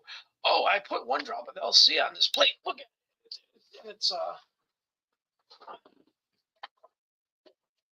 1 drop of LC on this plate 2 days ago, and now it's completely surrounded and trying to grow over the edges of the plate. I mean, that's what you see on the internet. This has been 3 days. This was a T0 plate from 9.6 from tap. It's looking good, but it took what 9.6, 10.6. It took 2 months to get this colonized. I mean, that's normal for me. And here's a dry plate that colonized too much. It's back from the middle of September. 9.6, so it's my 69 plate or 96 plate, whatever. But I mean, it takes months for this stuff to grow sometimes, guys. I have plates that just, I put them on a few days later and it's just barely starting to colonize around the edge. And you see stuff on the internet, it's almost instant. Like, yeah, 2 days ago I colonized with my LC and look, it grew everywhere. Too well, that was right enough to my bag. It's growing. Now that does happen, but it's not an every time thing, guys. You need to give your stuff days. Like, okay, on the 11th, I put this piece of agar in here and it's already like that. Okay, so that's 6 days to get to that stage. Now the other one I did that same day, Tyler. Okay, and that's all it's grown. So 7 days Tyler from a T0 plate, and it's growing, but it's slower. It's not instantly. So 6 days, and I got some growth. That's great, but some things are just slow. So don't go by what you see on the internet. And the 69 plate, yeah, it's actually 96, but yeah, you flip it over, it looks money. But yeah, so guys, don't believe everything you see on the internet. Some things are fast. Like I spawned a bulk all these little trays, and okay, I have one that fruited I showed you guys before, but I also have 12 that are still like this from the 4th. They're still growing. They're colonized, but they're not growing the fruiting conditions yet because I don't have space and stuff. But so you have some that are fruiting and some that aren't. So it depends on the strain, depends on everything. So yeah, don't believe everything you guys see on the internet with mycelium. Don't be in a hurry. I mean, I was in a hurry for the first 6 months, wanting everything to grow, playing with everything, and just leave it alone. It'll grow. It might take a few more days. Hey Jay, what's going on? Matic trailer. But yeah. So just don't worry about it, guys. People make stuff on the internet seem like it's going to happen instantly. So if you're looking at inoculating an all-in-one bag, especially an all-in-one bag, is going to take probably about twice as long as the regular jar grain, maybe longer, months. I mean, you're talking 2 months plus. I mean, Matic trailer guy here just showed up in the comments. Jay, his name is Jay.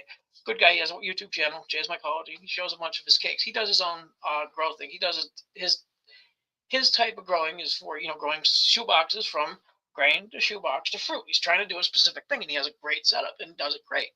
But it's a specific, if you're just trying to do one thing and he has it down pat, he knows how long it's going to take for this to go to this to this to this. He's not expecting it to happen overnight. He leaves his jars in his jar colonizing bin for months or weeks. I shouldn't say months. I don't know exactly his time, but it takes a little time. And he was showing stuff the other day in one of his videos where he had to use a spoon to get it out of the thing because he left them in there an extra month or something. It was like 3 months they were sitting there. And it took a long time to get out of the jar. Take your time, guys. You don't have anything to lose by waiting a few extra days before you go and mess with it. And you will learn the hard way because we all do. We're human. There you go, 7 you see growth. I mean, I do happen to have a little bit quicker almost from going from agar to grain because it's already in its matrix of growing. Whatever. When you go from LC or from spore, usually it takes a little bit longer in my experience. But so from agar, it's a little bit quicker. I mean, it's 7 days. That's pretty good for an agar wedge. Sometimes they show growth within 24 hours around the piece of agar, but then it takes a little while to get out a quarter of an inch to an inch. So some are faster, some are slower. If it's not going instantly, guys, don't worry about it. Just give it a couple days, give it a week, give it 2 weeks.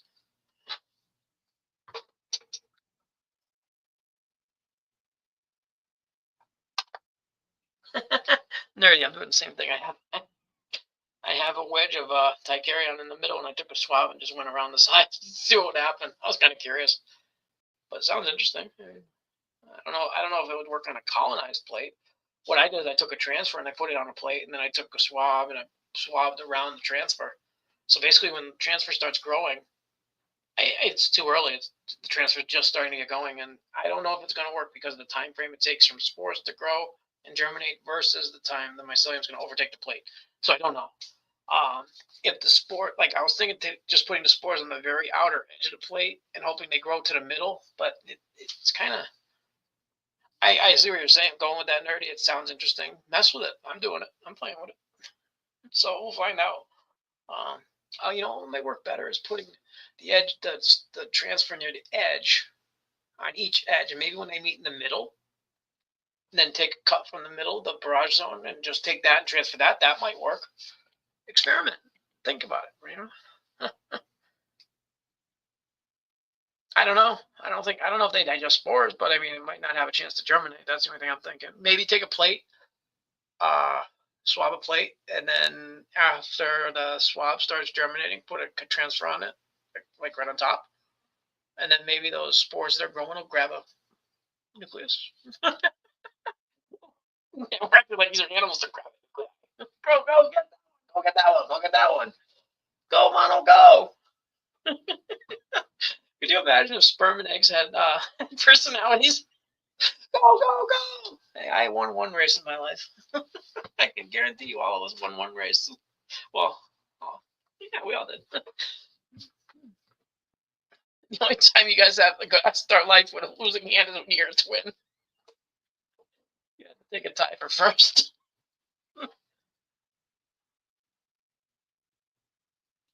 Yeah, Jay, that's what he's talking about. In a way, what he's talking about is using spores to get a. Oh, nerdy. Actually, I think I got that wrong. You're taking a. Okay, see what I did is I swabbed the plate and then put a mono on it, a transfer of a mono. So that would be different than. Let me go back to your comment. I gotta see what you did. If you try to go not using a spore swab, I'm calling it dikaryotic plate. Oh yeah, that would be a little bit different, nerdy, because you're just taking a swab on a plate to a dikaryon, so you don't have a mono to start with. Okay, now what I did was different. I swabbed the plate and dropped a chunk of mono agar on it. That's what I'm talking. That's what I was talking about Buller, because I wasn't. Buller has to do with a mono and a dikaryon. So if you're just swabbing in the dikaryon, yeah, you don't know if you have a mono. So it might work.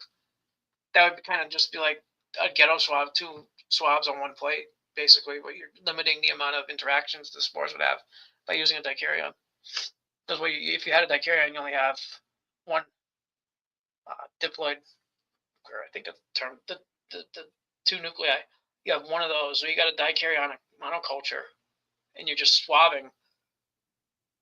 So you kind of hope maybe the mono will grab, maybe the independent cells on the swab will grab a cell from the dikaryon. I don't know. Yeah, experiment. I mean, all this stuff is for fun too. I mean, if you really want to do it, you just gotta find the microscope and get your individual cells. Whatever. Yeah, I don't know, nerdy, but yeah, maybe Ed can help with that one. I don't know. I've done it. I've done that, Jay. I've taken 2 different, either swabs or you can't 2 dicaryons just they won't make a new one. It just doesn't happen. I mean, maybe 1 in a million or 10 million. I doubt it though. But dicaryons are like taking two males and throwing them in a barrel and saying grow a new one. It ain't gonna happen. Unless there's a genetic anomaly, probably. But that just throwing 2 growing cultures with dikaryotic, that won't work. But if you have 10 guys and a girl in a box, you might get. That's basically what he's saying. He's basically saying throw a bunch of guys and girls in one plate, and then throw another bunch of guys. So it could happen. They could make. But if you just put a whole bunch of guys in with a whole bunch of guys, you're gonna get a baby.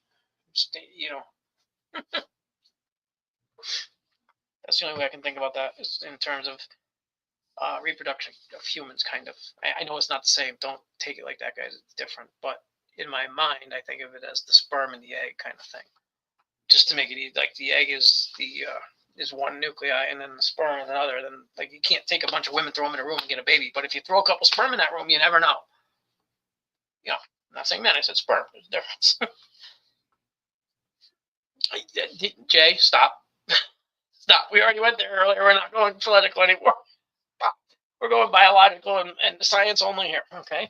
XXXY chromosomes, that's all there is, okay? Now, there's an occasional mutation, but that doesn't matter. Now, again, with mushrooms, you got your, two different dikaryon mono and monokaryon. So yeah, I apologize. I don't have the technical terms as well, and off the top of my head, I'm still learning all this stuff. Ed's got the science.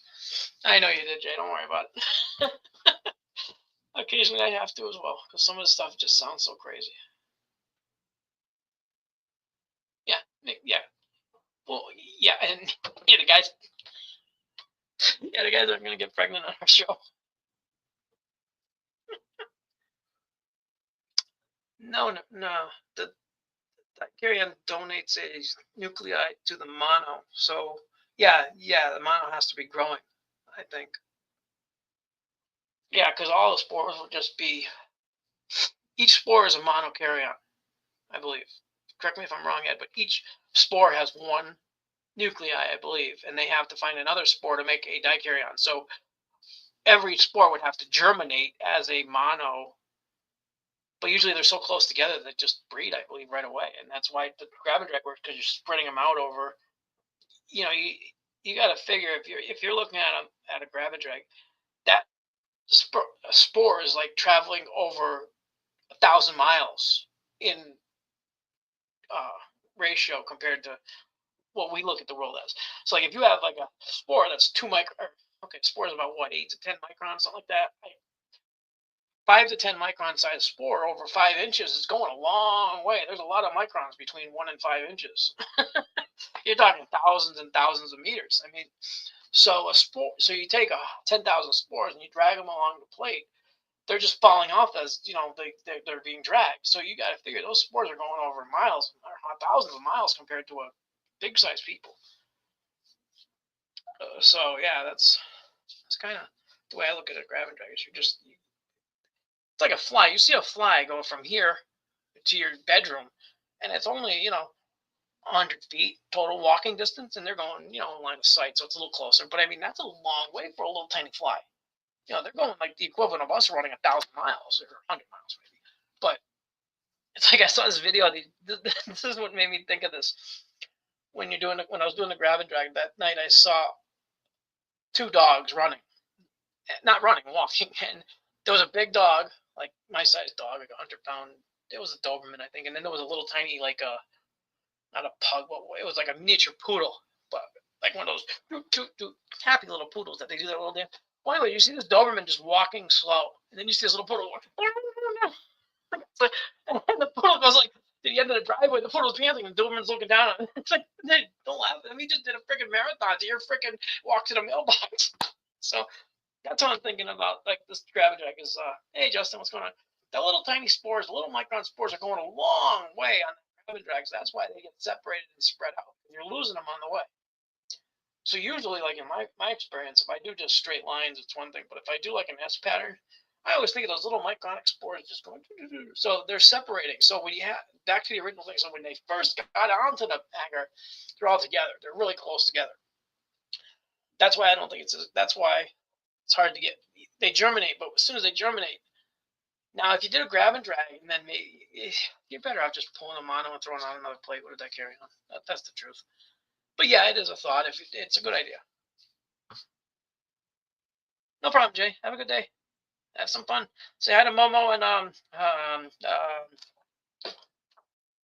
sorry, Momo and I forgot the other dog's name. Anyways.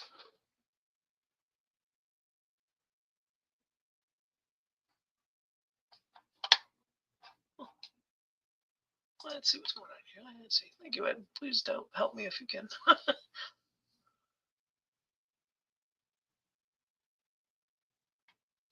Oh, I don't know.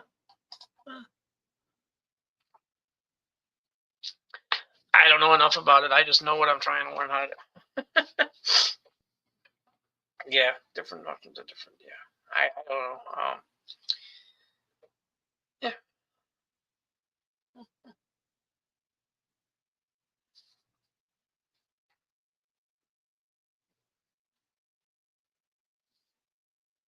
Yeah, that's basically it, nerdy. They got yeah, you need a that's like what I got monos.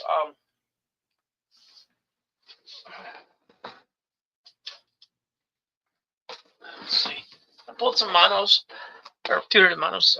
Let's see. This one here is, that's the albino Normac. It's finally, that was a T0 plate. I got a nice colony in the middle there, but okay, here we go. This is, no, that's a transfer.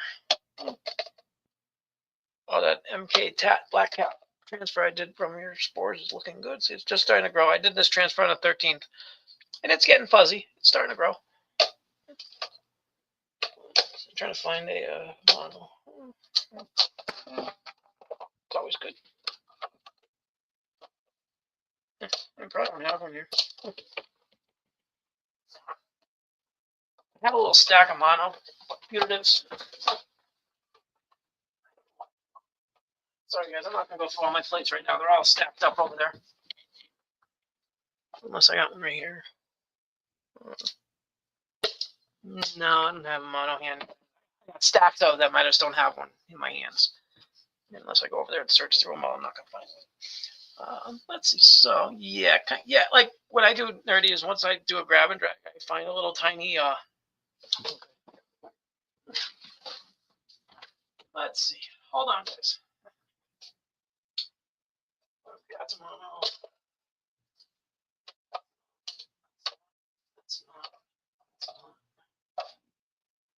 This is exactly what you're talking about, nerdy. I did some diamonds on a plate, just for fun. Okay. I got two examples. I doubt you guys will be able to see them on the camera, but okay. So nerdy, what I did here is I took Indian Graveyard and I had a mono of Netalensis.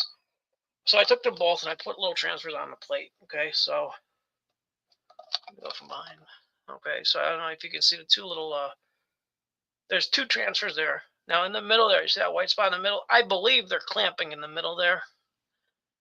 So the one on your, I don't know, the one over here, this side is the die, this side is the mon, okay? And in the middle, they got that little thick, like, combination area. So I think they're breeding. We'll see when I transfer a little section from there. This one here, I did the same thing, but it's going all over the place. Okay, you can see the two pieces, and they just kind of got, it bounced around a little bit, so it's kind of just doing its own thing on that one. That was a diamond on a plate, so that's basically what you're talking about. They can't now, like this one here is a T0. No.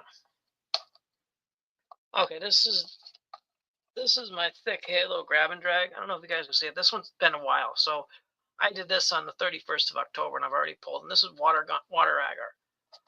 So you can see the little tiny colonies.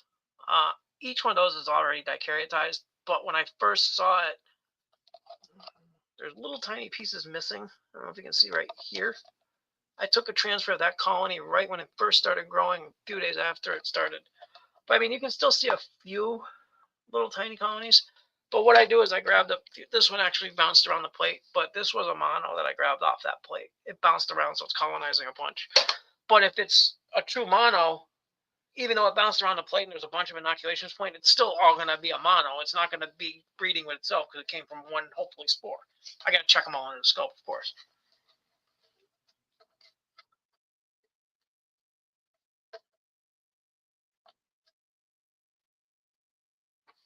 Yeah, see, this I just did these two on the plate for fun, just to see what would happen because I had them. And like on this one, I can actually see where the two are overlapping, and I'm hopefully going to get a combination right there. I'm going to cut that little overlap off and put it on a new plate and see what it looks like. But that's what I'm kind of hoping. Like this was technically, I think a mono. I got to test it. This was my Natalensis that I transferred a piece to this plate as well. But it's a little bit, I had a bunch of these. This I still have to check on the microscope, but it's very fluffy, very, different, slow. Yeah, we'll see. Like I said, there's a lot of things you can try to do. I mean, you can play with everything. I mean, if you go by science, then no, there's a lot of things you can't do.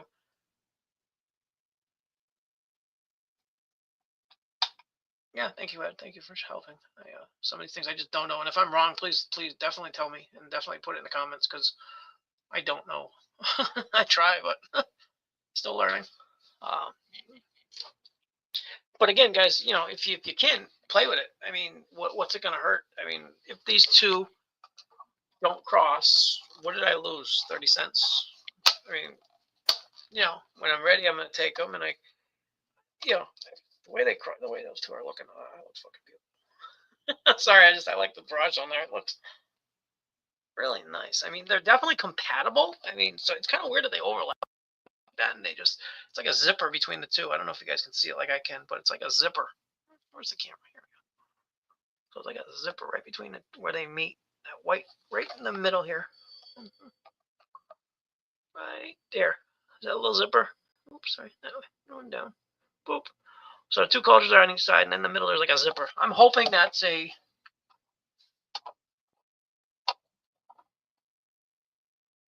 Yeah, exactly. Yeah, I don't putting onto words. That's why I think. Yeah, that's how we learn from each other because we all have different ways of wording things. We might be able to see things from your point of.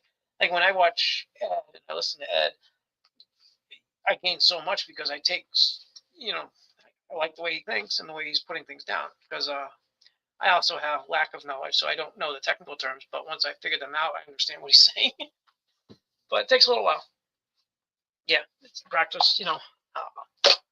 But yeah, I may get terms wrong or whatever. But the idea is there. Just have some fun. Well, we're all learning. We're all growing together. And oh, I'm sorry, Ed. I should have invited. Next week we'll have you if you want to come on one of these days, Ed. Just let me know. I keep forgetting about inviting people. Yeah, we'll do a live together again soon, hopefully. Let's see. Anything else you guys want to talk about? Feel free to question, or if not, we can do something different, or we can wait until next week. I'm not doing any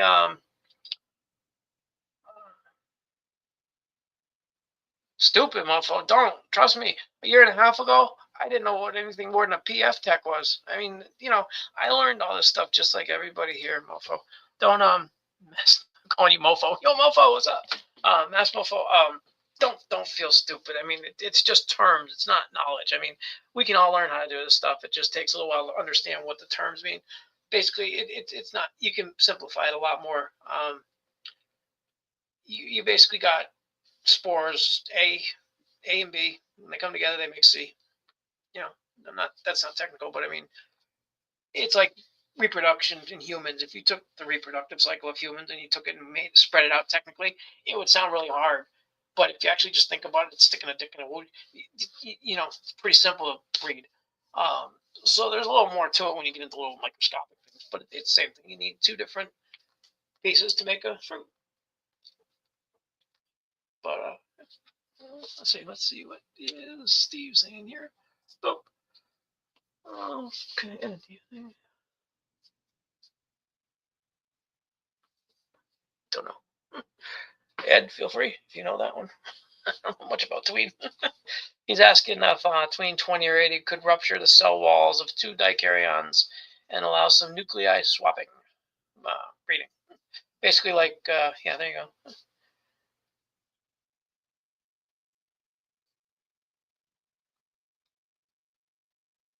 Livestock or plants, whatever. I don't know. But anyway, Steve, I don't know anything about tweens. I don't know. I think what you're trying to get is because it destroys the surface tension of, or it lowers the surface tension in like water, which allows things to break apart. If I think you're on a microscopic level, is that what you're saying, Steve? Like, would it make the walls of the cells thinner or more accepting? I don't know. That's way beyond me, and I don't know. That's what I'm getting from your question, kind of thing. That's where I would go with it. Is it kind of making the walls softer so the nuclei can run around or escape? So, once the nuclei gets out of you're getting into de-dicaryotizing, and I don't know anything about that. I believe, Steve, there are ways to chemically de-dicaryatize, but morning, Bill. Thanks for coming.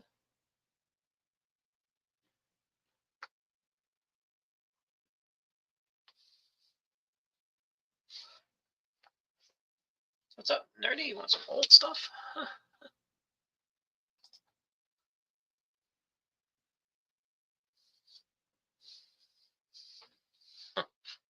I don't know. Yeah, I hear what you're saying, Steve, but I don't know. Maybe Ed knows. That's a good question for him. Check out one of Ed's lives. Ask that question. I don't mind if he answers, but I have no clue. That's beyond my, no, getting into osmosis and all that shit. Yeah, I know what it is, but I'm not going to get into details. I don't know enough.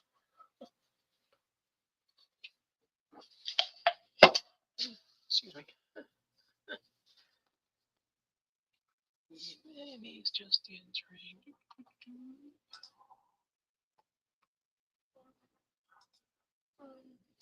There we go. Anyways. Makoki? What is makuki? Not a fan of DBK or makaki. I don't like makaki either. Well, I like my cocky, but I don't like other cocky. Oh gosh, I'm sorry. That sounds funny.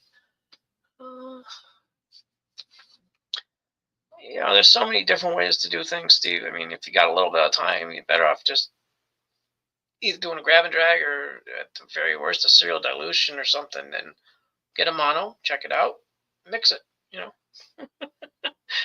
What I honestly do, Steve, is I bought a bunch of 35 millimeter plates, and what I do is I do my putative monos. I take them from my drags, and what I do is once I get one, I let it grow out, and then I take about 10, 5 to 6 transfers from that putative mono onto 35 millimeter plates.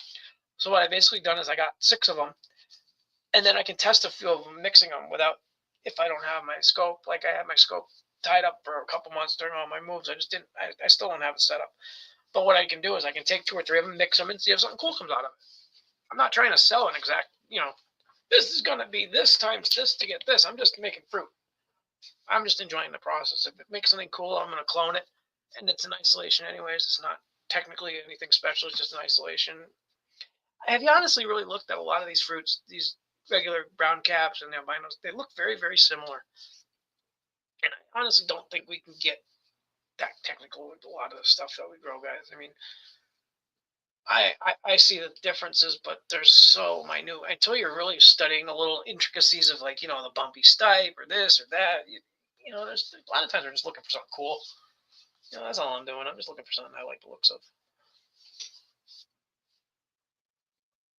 Yeah, just do Monmons or Daimons. That's what I'm doing. I'm just throwing a bunch of stuff together and seeing what comes out of it. That's also, yeah, I'm also not trying to grow thousands of pounds a year. I'm trying to grow a few fruits on a little tray just to make some cute things and eat them and share them and enjoy them. That's I'm not trying to get rich off growing mushrooms. You're not gonna. There's too many people doing it. I mean, if you come up with something clever, but I mean, think about it. Everything's pretty much been done. I mean, you go through the radical mycology and all this stuff. They did all this stuff. I mean, it's just different ways of saying it.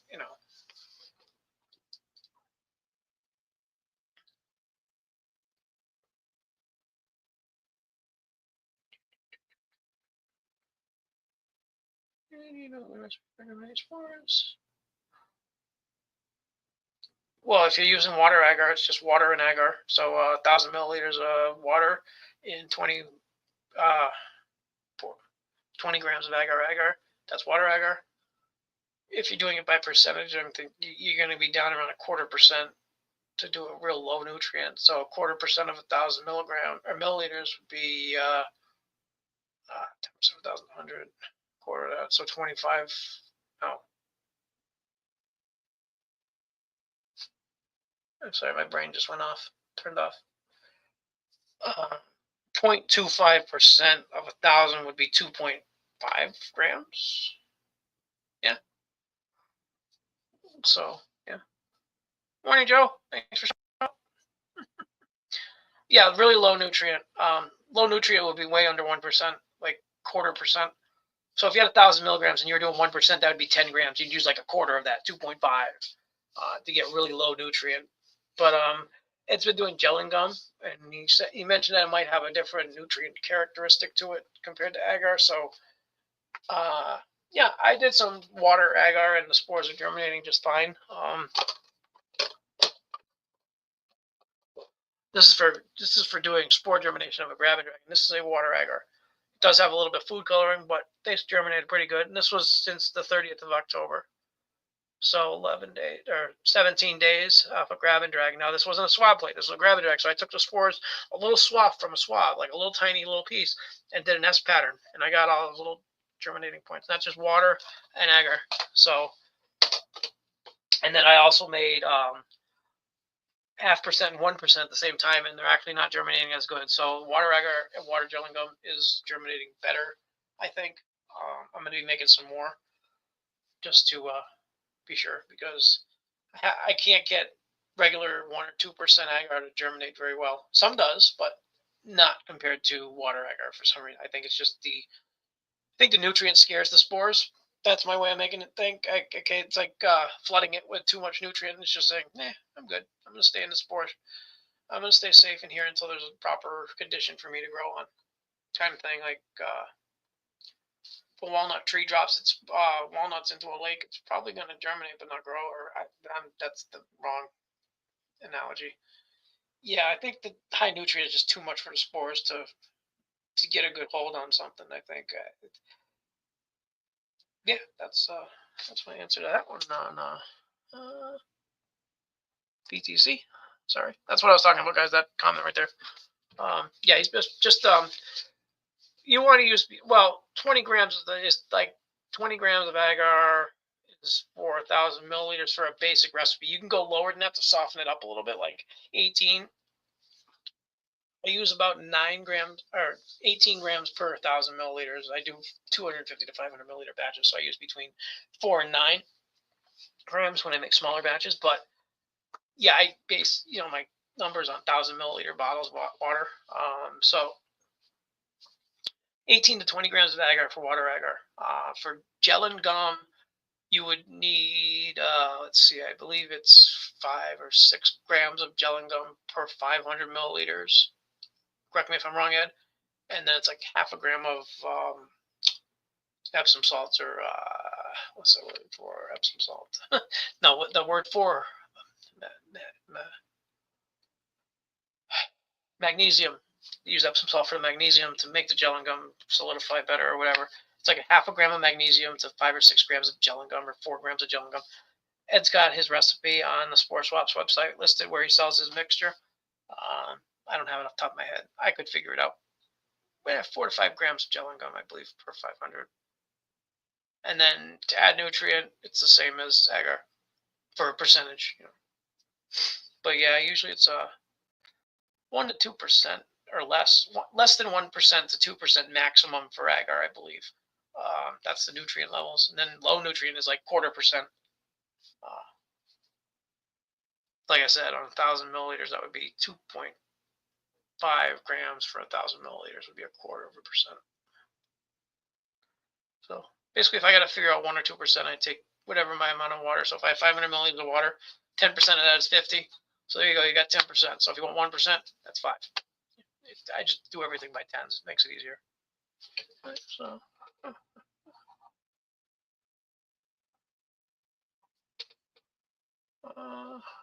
Who else missed that button? What's up? What's up, Joe? How you doing, Joe? Oh yeah, hit the like button. There we go. I couldn't figure it out now. Sorry, Joe. 4. That's okay. I know it was around 4 or 5. Okay, so he's using 1.25% LME with his gel and gum recipe, and then some yeast. Yeah. So yeah, about what I was trying to say. I couldn't get it off the top of my head, but yeah. Thanks, Ed. I really appreciate that, honestly. Yeah. But anyways, yeah. So that's his. There you go. That's for regular gel and gum.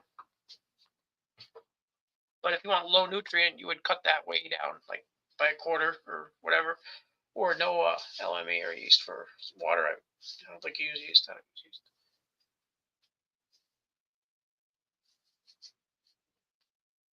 Oh, Max Mofo. I took notes when I first started. I don't even, I can't read them for one thing. But I can't understand what I was talking about. I made some weird assumptions. I wouldn't even want to try. I mean, I actually, every few months I get like, I want to reset. I want to restart everything from scratch. I think it's a good thing, but I mean, not throw everything away, but I mean, just redo my work because I'm not growing for pounds and pounds of dry fruit to get rid of it like that. I'm growing for fun and for cool things. So it's like 9 months ago, I was into the little green containers that were like the little fruiting plant germinating containers. I was into those. 4 months before that, I was into the all-in-one containers, like food containers. Now I'm into the aluminum dishes, and I've already got past that. Now I'm trying these black. Basically, shoe boxes are too tall on the sides for me. So what I was trying to find is a shoe box that's 3 inches deep. And what I'm finding are these. They're not quite the same size as a shoebox, but they're 3/4 of the fruiting area of a shoebox. So if you look at the bottom of a shoebox, okay, you got cake in the bottom of the shoebox. So this is taking up about, this is almost the same size as a shoebox, but in my mind, the CO2 can't get off the surface without drilling a bunch of holes around the top of the substrate unless I fan it every day. So even if I drilled holes, or even if I took the lid off, the CO2 could still be sitting in there in my mind. But in the meantime, because what I got a new fruiting. Oh shit! You guys still see me? Um. Okay. Thanks, Ed. What is that?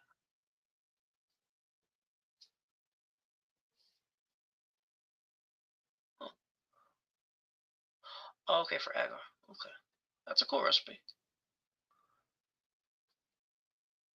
Huh.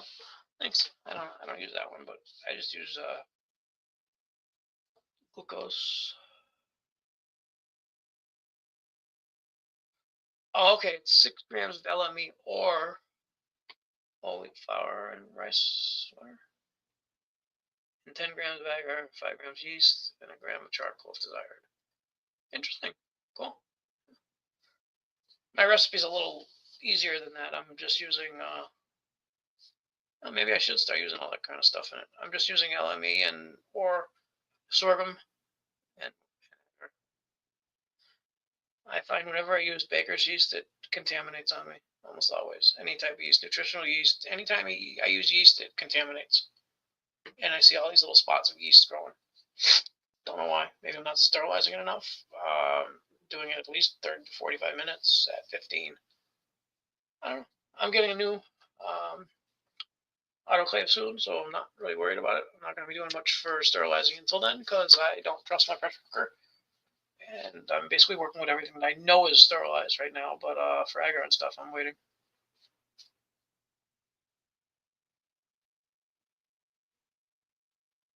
Yeah, they'll grow. Yeah, but yeah, I got a question for you, Ed. When you say carbohydrate, what if you just use, like I'm using sorghum syrup and agar? Would that have enough carbohydrate, or would I need something like a potato or a rice or something in there as well? Yeah, figure it out. I mean, stuff's growing, so I really can't be that wrong. I can't be that far off, so I don't know. I always try to think of things that'll make it grow better. Yeah, I tried charcoal and it doesn't work for me. What happens is either it doesn't stay in suspension and I end up with chunks of black everywhere. I actually have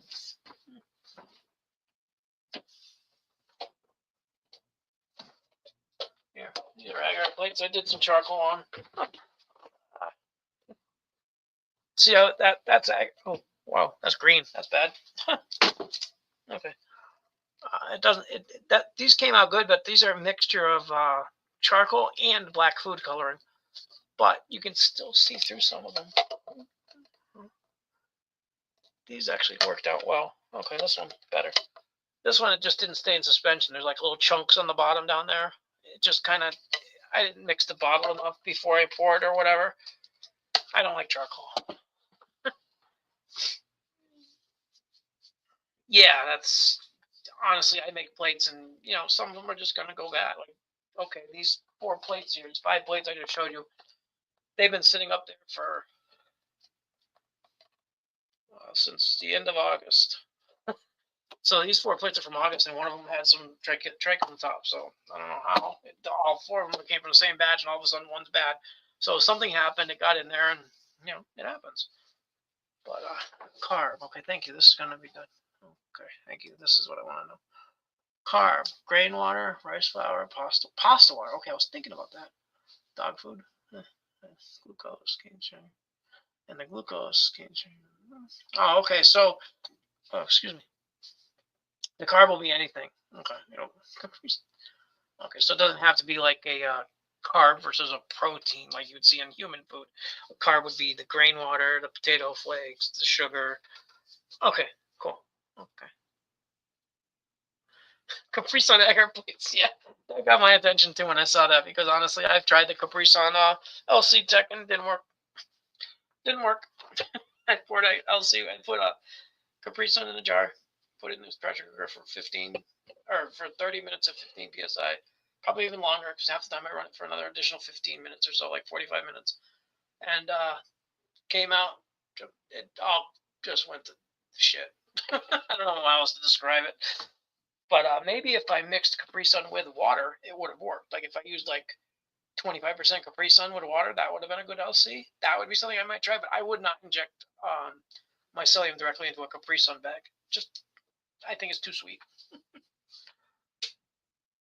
Okay, thank you, Ed. Actually, I appreciate that, because I was thinking a lot of these recipes you see people are adding,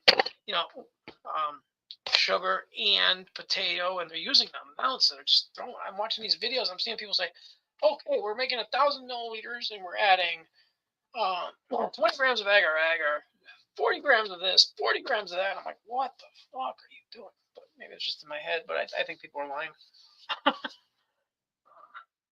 This is how you make it. Now buy mine. I have a hard time with that. Like, I tell somebody how to make something, and then if they want to buy something off me, so be it. But I have no problem sharing my information first. Okay, cool. Thank you. Yeah, I think, Ed, what I was doing is I was confusing like culinary with I'm thinking of carbohydrates, like your pasta, like if you made a dish, you'd have your protein, which would be your meat, your carb would be your potato, and then your veggies. I was thinking of it like that. I wasn't thinking of it like I was thinking of the sugar as being like the meat protein, when it's not. It's yeah. That was yeah. Thank you. Yeah, I was just thinking about it wrong. I was thinking the carbohydrate and the glucose were different. I never added both, but I was thinking they were different. I don't know why.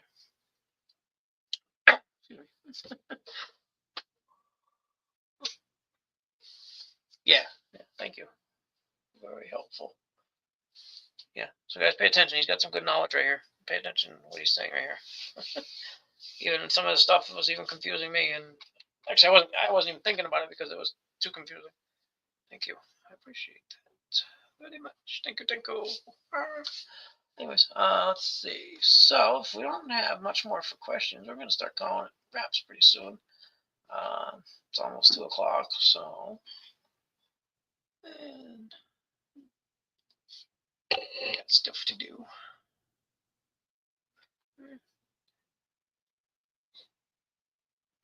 Anyways, thank you, Ed. I appreciate the comments, but I'm gonna call it a wrap, guys. Unless anybody throws up some questions pretty soon, we're gonna call it a day.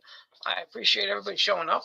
I think we had a good brunch today. And if anybody has any questions, feel free to hit me up. If you have anything you want me to discuss or talk about on this live every Sunday, I can also get people's opinions and guests. I can reach out to people and get their information. Get help. I can get help from other people that I happen to know in the community that are very, very helpful people. So if you have any questions, hit me up. My email is right there on the bottom left of the screen, mycology@gmail.com. or you can hit me up on Instagram, MycoAlan. It's not in the description because I am a computer idiot. But it's pretty simple. I'm MycoAlan at pretty much everywhere: Facebook, Instagram, YouTube. Yeah, thank you guys for coming. Steve, Ed, thank you very much for helping me with some of these questions. We got to get together and do another live together. Nerdy, Bill, Steve, Daniel, thank you guys for coming. I appreciate it, guys. Jambo, have a great day. Much love. Boop. Bye.